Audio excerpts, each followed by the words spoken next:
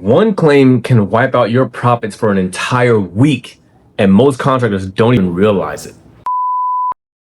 If you are new here, my name is Robert Rayner. I left my full-time mechanical engineering job to grow and scale my final mile white glove trucking business.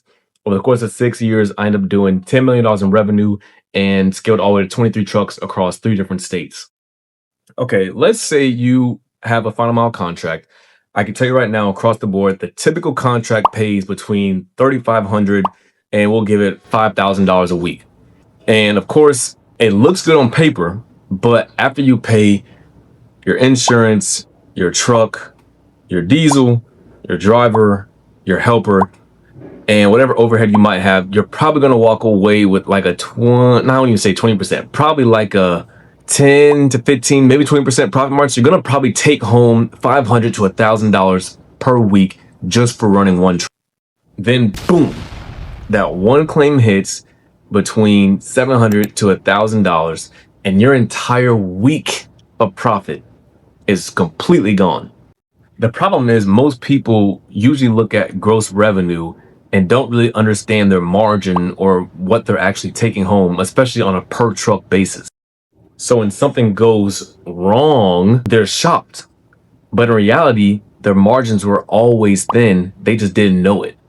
And that's when I realized margin in this business is fragile. I mean, it does not take much at all to lose it, especially in trucking. There's so much overhead. 20% profit margin is actually really, really good, especially for trucking. Typical trucking business is really more like a 10 to 15% profit margin, just because there's so much overhead. You got fluctuating diesel prices, insurance always on the rise, and then obviously contractors or drivers or employees always looking to obviously make more money. And then you got the brokers on the other end trying to pay out as little as possible.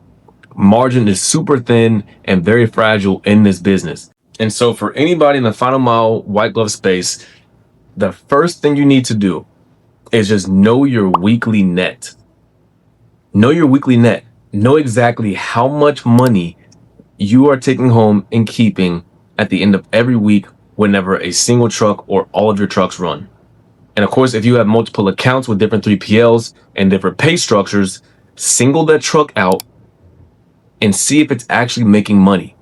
You want to factor in every penny that goes into that truck and every penny that comes out.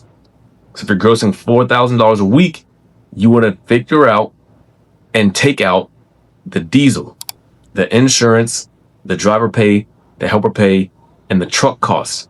And then even get even smaller and more nitty gritty. If there were any bond deductions from the 3PL, if there were any fines or chargebacks, and see how much money you're actually keeping. Second thing you're going to want to do is just flat out understand how much one mistake is going to cost you. I mean, think about a typical wall nick is like $250, maybe $500 for some general contractor to come out and patch it up. Think about how much that is going to cost your truck running. Almost an entire week worth of your truck running for a wall scratch. And for you to take home absolutely nothing. And don't let you have some major deduction or major claim that's $2,000 and you're running for 2-3 weeks not making a single penny in profit. The third thing you're going to want to do is build systems to prevent those losses. I know before I even start an account, I'm projecting all the numbers for that account, whether it be the diesel, the miles that they got us running, the per stop pay. What if we do 10 stops versus 12 stops? How is that going to affect my bottom line? And so having a projection model that crunches numbers before I even start an account is absolutely crucial. And I factor in everything down to my truck registration cost of $580 a year, to my LLC renewal for the state of Tennessee, that's $300 a year. I'm factoring in every single penny that comes out of my business bank account and seeing if this account, before I even run a truck, if this account is going to make me money, and if it is, how much. And then of course, if those numbers do look good and we do decide to go through that account, again, building systems that are going to prevent losses. It's all the way through, not just at the start, all the way through. Because now you're looking at, okay, we're about to hire guys. We're looking to hire guys. How can we make sure we're hiring guys that are low risk and not gonna cost us money? And on top of that, when we're looking at accounts, what accounts can we run trucks at that aren't gonna cost us money and we can actually make something here? Whether it be deciding on a furniture account versus an appliance account because you're not comfortable with appliances. You don't want to deal with water. You don't want to deal with electricity and the hookups. You want to stick to just furniture where it's set in place, maybe, put some legs on a couch. Factor in different ways that you can implement systems into your business, balances and checks to prevent losses. Because chances are, especially if you're already in this business, you don't need more revenue. Like, you're making money. You're bringing in, like I said, typical contract is between $3,500 and about $5,000 a week. So you don't need more money. You're making money.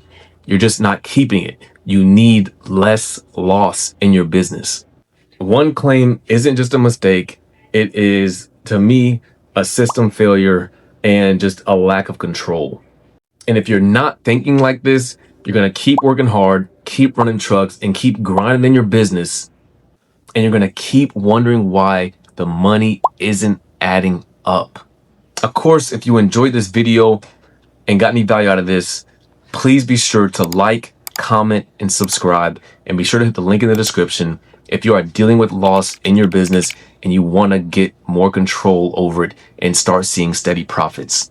Peace.